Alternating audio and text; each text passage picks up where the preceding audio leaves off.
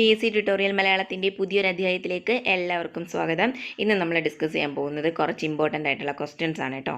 അപ്പോൾ നമുക്ക് ആദ്യം ക്വസ്റ്റ്യൻസ് പരിചയപ്പെടാം. ഡൽഹി നഗരത്തിൻ്റെ ശില്പി എന്നറിയപ്പെടുന്നത് ആരാണ്? Edwin Lutyens. എഡ്വിൻ ലൂട്ടിൻസ് ആണ് ഡൽഹി നഗരത്തിൻ്റെ ശില്പി എന്നറിയപ്പെടുന്നത്. Edwin Lutyens. ഓക്കെ, നമുക്ക് അടുത്ത ക്വസ്റ്റ്യൻസ് നോക്കാം. സ്വന്തമായി റേഡിയോ സ്റ്റേഷൻ തുടങ്ങിയ രാജ്യത്തെ ആദ്യ ജയിൽ എന്നറിയപ്പെടുന്നത് ഏതാണ്? സ്വന്തമായി റേഡിയോ സ്റ്റേഷൻ തുടങ്ങിയ രാജ്യത്തെ ആദ്യ ജയിൽ തിഹാർ ജയിലിലാണ് സ്വന്തമായി റേഡിയോ സ്റ്റേഷൻ ആദ്യമായി തുടങ്ങിയത്. തിഹാർ ജയിൽ.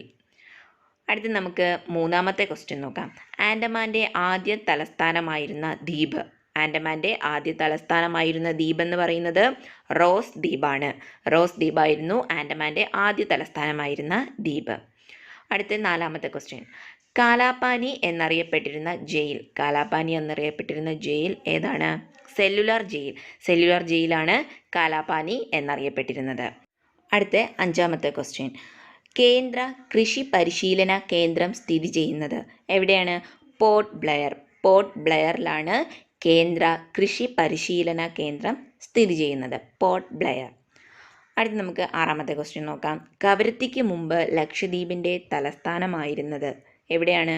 കോഴിക്കോട്. കോഴിക്കോട് എന്ന് പറയുന്ന സ്ഥലത്താണ് കവരത്തിക്ക് മുമ്പ് ലക്ഷദ്വീപിൻ്റെ തലസ്ഥാനം എന്ന് പറയുന്നത്. എവിടെയാണ്? കോഴിക്കോടായിരുന്നു. കോഴിക്കോടാണ് കവരത്തിക്ക് മുമ്പ് ലക്ഷദ്വീപിൻ്റെ തലസ്ഥാനമായിരുന്നത്. അടുത്ത ഏഴാമത്തെ ക്വസ്റ്റ്യൻ.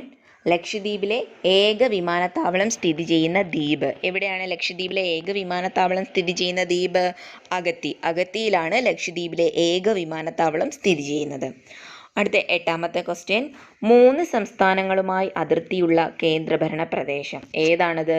പോണ്ടിച്ചേരി. പോണ്ടിച്ചേരിയാണ് 3 സംസ്ഥാനങ്ങളുമായിട്ട് അതിർത്തി പങ്കിടുന്ന കേന്ദ്രഭരണ പ്രദേശമാണ് ഏത്? പോണ്ടിച്ചേരി എന്ന് പറയുന്നത്. അപ്പോൾ 3 സംസ്ഥാനങ്ങളുമായി അതിർത്തിയുള്ള കേന്ദ്രഭരണ പ്രദേശമാണ് പോണ്ടിച്ചേരി. അടുത്ത 9ാമത്തെ ക്വസ്റ്റ്യൻ.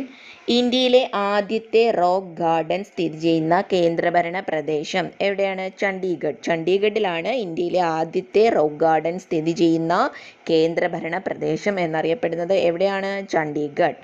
അടുത്ത് നമുക്ക് 10ാമത്തെ ക്വസ്റ്റ്യൻ നോക്കാം. ദാമൻ ദിയുവിനെ ഗോവയിൽ നിന്നും വേർപെടുത്തിയ വർഷം ഏതാണ്? 1987. ദാമൻ ദിയുവിനെ ഗോവയിൽ നിന്നും വേർപെടുത്തിയ വർഷം 1987 ആണ്. 1987 ദാമൻ ദിയുവിനെ ഗോവയിൽ നിന്നും വേർപെടുത്തിയത്. അപ്പോൾ ഇത്രയേ ഉള്ളൂ. ഇന്ന് 10 ക്വസ്റ്റ്യൻസ്, നമ്മൾ ഇമ്പോർട്ടൻ്റ് ആയിട്ടുള്ള 10 ക്വസ്റ്റ്യൻസ് ആണ് ഇന്ന് പരിചയപ്പെട്ടത്. അപ്പോൾ അടുത്ത പുതിയൊരു വീഡിയോയിൽ അടുത്ത ഇമ്പോർട്ടൻസ് ആയിട്ടുള്ള അടുത്ത ക്വസ്റ്റ്യൻസുമായിട്ട് വീണ്ടും കാണാം. അപ്പോൾ ചാനൽ ഇഷ്ടമെങ്കിൽ എല്ലാവരും ഒന്ന് ലൈക്ക് ചെയ്യുക, ഷെയർ ചെയ്യുക, കമൻറ്റ് ചെയ്യുക. കൂടുതൽ വീഡിയോസിനായി ചാനലൊന്ന് സബ്സ്ക്രൈബ് ചെയ്തേക്കാം.